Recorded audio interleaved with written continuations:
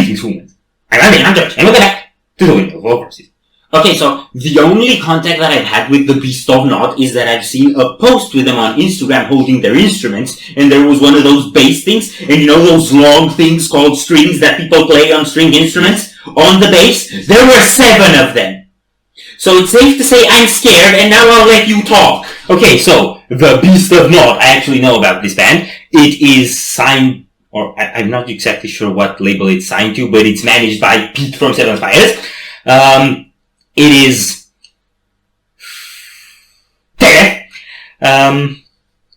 and, well, their album, the last album called Multiversal, is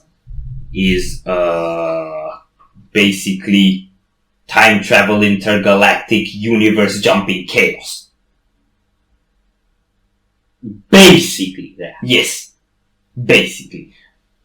So I think this is the album closer. I don't know for sure. It features Sanjay Kumar, which was in Equipoise. I don't know if he was guest or if he was part of the band. And I don't think I want to give you any more spoilers. I heard it once or twice when the album came out, so I don't remember it quite well, but I do remember that my jaw was on the floor. And I was standing upright. Mm-hmm. So I'm ready. Mm-mm.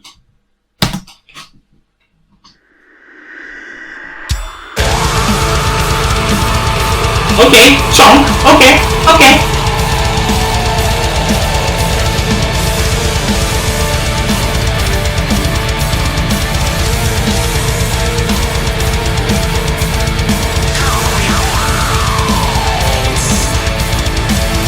Are those lightsaber guitars?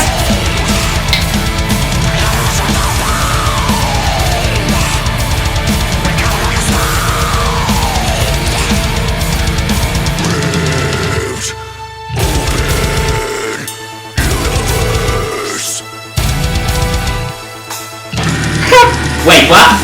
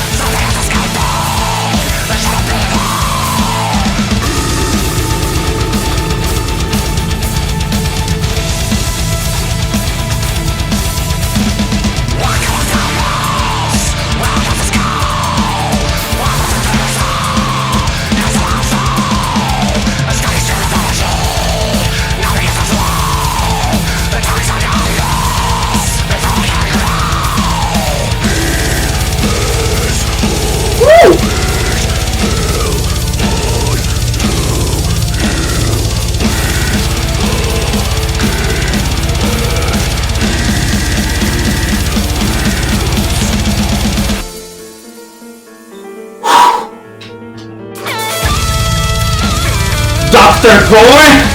Dr. Gore!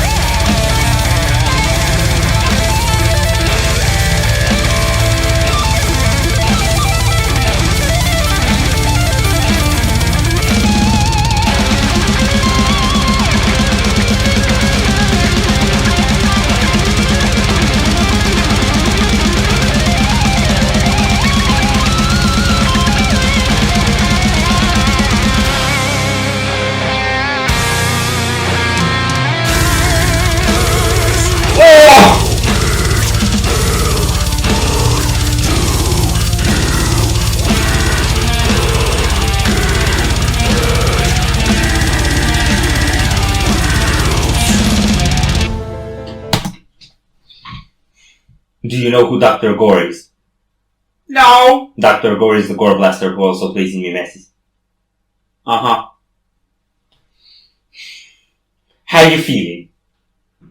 If I'd be the Cosmos, I'd be shredded. Capital R. I just saw that! It just needed to be off, and it was perfect. Yes. Okay, so you see that beast-like thing in the background that looks kind of like a mountain spider monster devil hybrid? I think that's a giant intergalactic squirrel. I think that's their vocalist. Hang on, a what? A giant intergalactic squirrel. There was something about it in their concept. What's wrong with these guys? Well, I'm not sure if it's that, but I know there was mention of that. It does look more like a bug to me. Yeah, okay. It is just so unrelenting, like it doesn't take a pause. It sometimes wants you to think it took a pause, but it doesn't. And that's really cruel on the listener. Yes, it is. My only criticism would be that it tends to be monotonous, but otherwise it's insane. I don't think it was that monotonous because it drops into the grooves and then back on the blast beat and then back into that the alternation, yeah. And it had that kind of deathcore kind of thing you do sometimes where it went low, and then it went low, and then it went low again, and then it went low again. And let me make that clear, it didn't go back up before going low again. And it did that like 4 times. So, we're almost halfway through, and I think I can make it to the end. I'm not sure, but I'll try.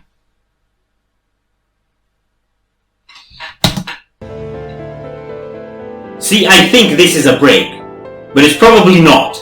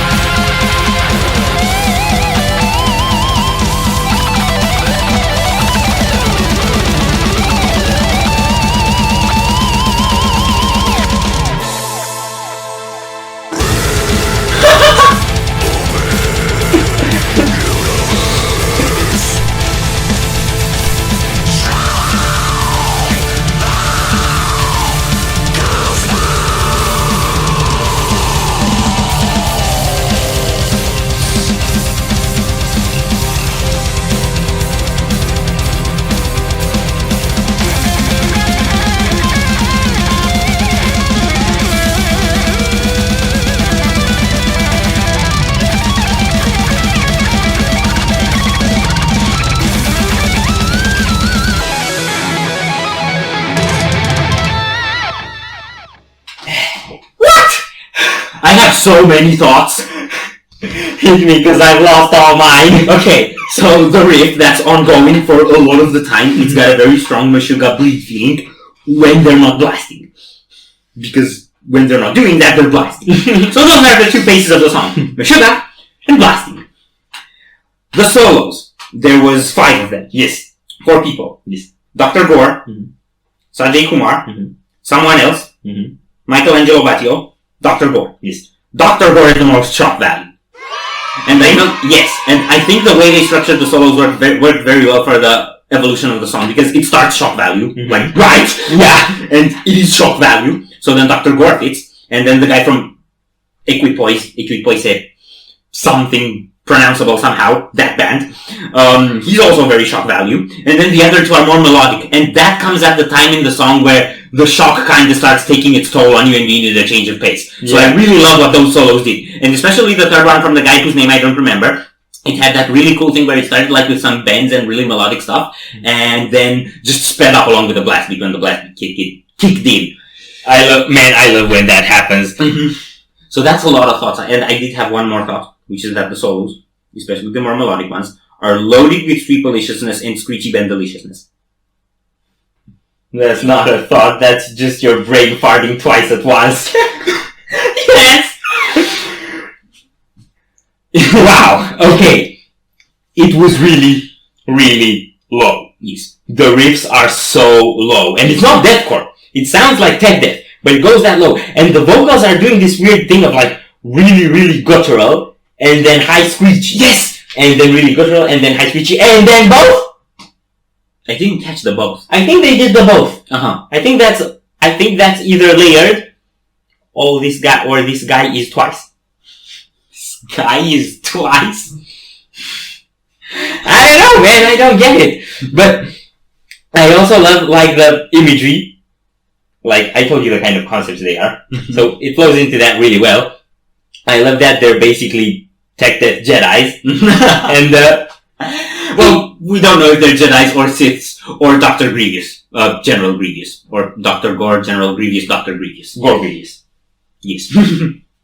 That's actually pretty honestly, accurate. you know when he does when General Grievous does the spinning thing with 4 swords at once, that I think you do that on the strings of a guitar and you get this.